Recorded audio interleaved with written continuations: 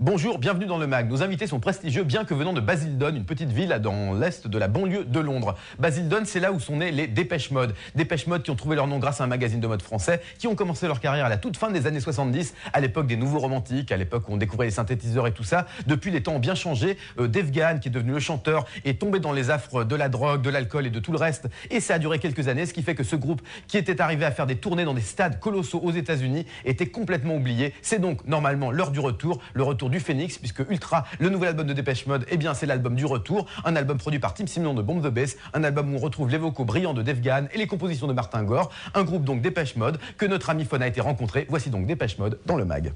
This question I would like to know is there's a brand new album going to be Defend now in April. It's going to be released in France in April. I'd like to know, how do you feel now in the music business? How do you feel the same excitement as Songs of a Devotion? I think actually we feel more excitement for this album because the last album was after an intense period for us, and the band wasn't necessarily getting on as well as we have done in the past.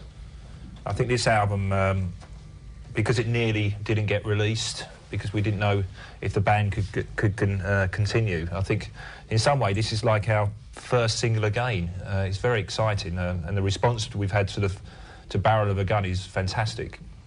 On Songs of a Devotion, you wanted to get close to more real instruments. I mean, Alan Wilder was on drums, there was guitars on stage. I'd like to know, on this one, do you feel back to the synthesizers much more, close to Violator maybe in the ambience, don't you think? It's actually, after the event, we noticed that there's probably more guitars on this album than we've ever used. Ambience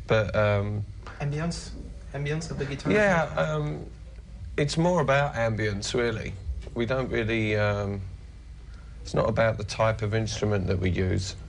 I would say there's more electronics. It's more of a kind of balance between the both than Songs of Faith and Devotion.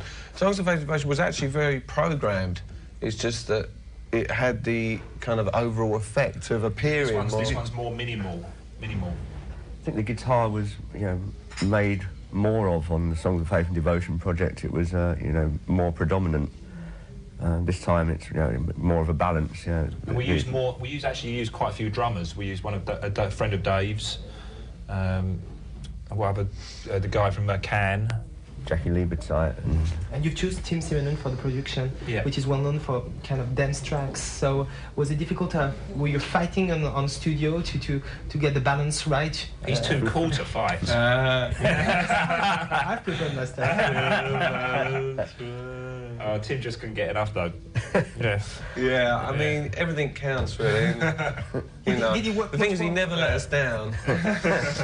And we did enjoy the silence. And all we want to do is see him again. Did he work much more on the bass, maybe, on the board, to put the bass very powerful? No, because I think the bass is very... I think what Tim helped to bring out in Depeche Mode was a more soulful side of Depeche Mode.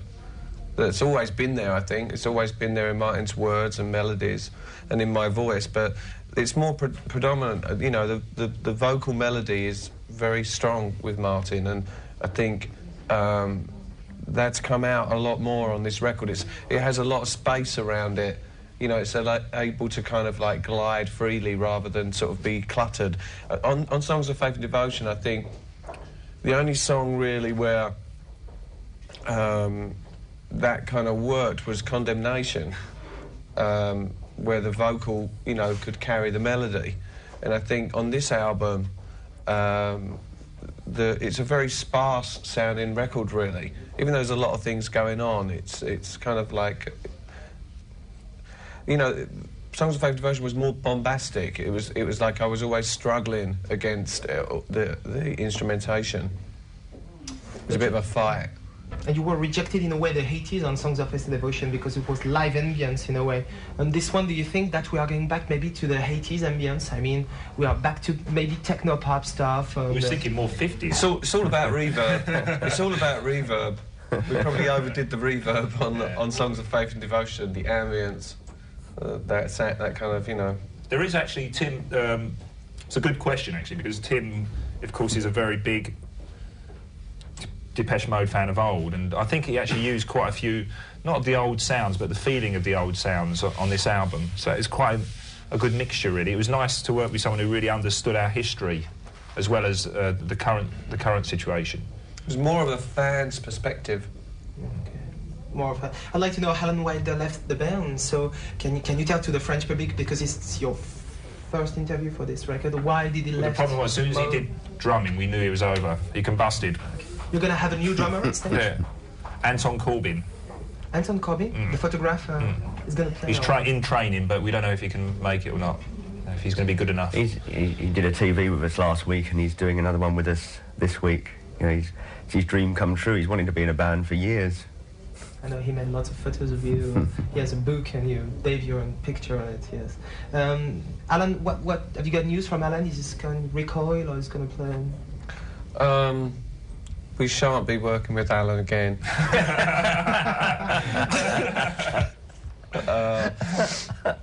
It really. It's something we really don't want to talk about too much. Okay, great. So next question. I'd like to know, can you tell in a way what happened really in the last 5 years? Because you've toured worldwide, and you make quite a long time to make this record. It means that you... It means we all went crazy. Crazy, yes. The press were very talked a lot about you, Dave, but what really happened. So what was true and what was wrong in a way about what happened? I think all of us lost the plot, you know. We kind of... we still have, really. You know, went a little insane with everything going on and dealt with it in different ways, you know. And we've heard that you died for 2 minutes in LA. Was it true, or was it the media, or was it invented? No, it was true. It was true. My heart stopped for 2 minutes, yeah. And what about your health now? Is okay? I think it happened quite a few times. It's just I wasn't aware of it. But yeah, my health is very good today, thank you. Okay, great. What about LA? You still living in Los Angeles now? No, I've just moved to New York. Moved to New York, but you're not going back to England. So how does it is for you to work? We've actually been working in England for about the last, 15 months, pretty much. We spent 6 weeks in New York making the record, but the rest of the time we've been pretty much in Dave's London. been living in a hotel, I'm afraid, most of last year. Everyone seems to be making a big deal out of the fact that we live in different places, but the world's a small place these days. New York isn't that far.